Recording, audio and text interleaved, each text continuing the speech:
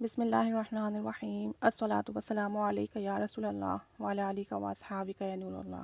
بے گناہ کی رہائی اور ناحق مقدمے سے نجات کے لیے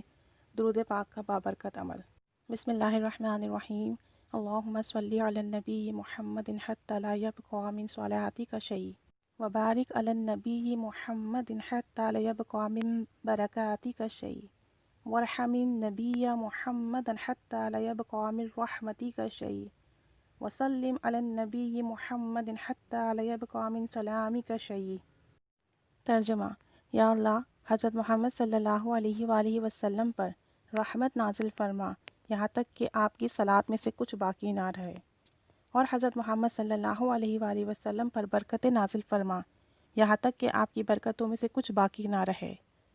اور حضرت محمد صلی اللہ علیہ وسلم پر رحمت فرما یہاں تک کہ آپ کی رحمت سے کچھ باقی نہ رہے، اور سلام بھیج حضرت محمد صلی اللہ علیہ وآلہ وسلم پر یہاں تک کہ آپ کے سلام میں سے باقی کچھ نہ رہے۔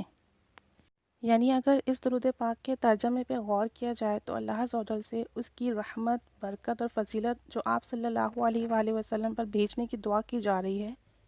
وہ ایکسٹریمزم میں کی جا رہی ہے کہ اللہ تعالیٰ اتنی زیادہ صلات بھیجا آپ صلی اللہ علیہ وسلم پر، اتنا درود، اتنا سلام، اتنی رحمت، اتنی برکت کہ آپ صلی اللہ علیہ وآلہ وسلم کی طرف اللہ تعالیٰ کی تمام رحمت منسوب ہو جائے۔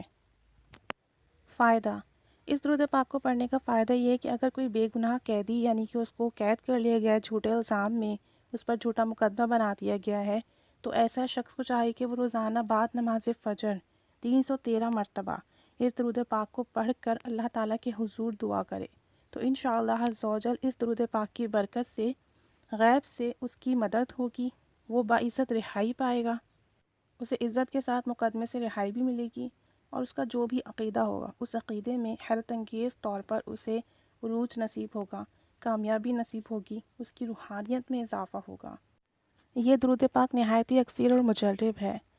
ایسے لوگوں کے لیے بھی جن کے ساتھ کوئی زیادتی ہو، ناانصافی ہو، اور وہ اپنے ناانصافی اور زیادتی کے لیے لڑ نہ سکتے ہوں، ان کے حق میں فیصلہ نہ ہو رہا ہو، چاہے تو خاندانی معاملات میں یا چاہے تو آفس یا کاروباری معاملات میں، تو ناانصافی کے لیے اور جو ہے نا ظلم کے لیے آپ اس درود پاک کو ہر نماز کے بعد 21 مرتبہ پڑھیں، یا صبح اور شام یعنی فجر اور عصر کی نماز کے بعد 100 مرتبہ پڑھیں، یا صبح کی نماز کے بعد، فجر کی نماز کے بعد 313 مرتبہ پڑھ کر اپنے حق میں دعا کریں، ناانصافی سے بچنے کے لیے، ظلم و ستم سے بچنے کے لیے، شر سے بچنے کے لیے دعا کریں۔ اللہ عز و جل اس کی برکت سے ہر معاملات میں خیر و برکت عطا فرمائے گا۔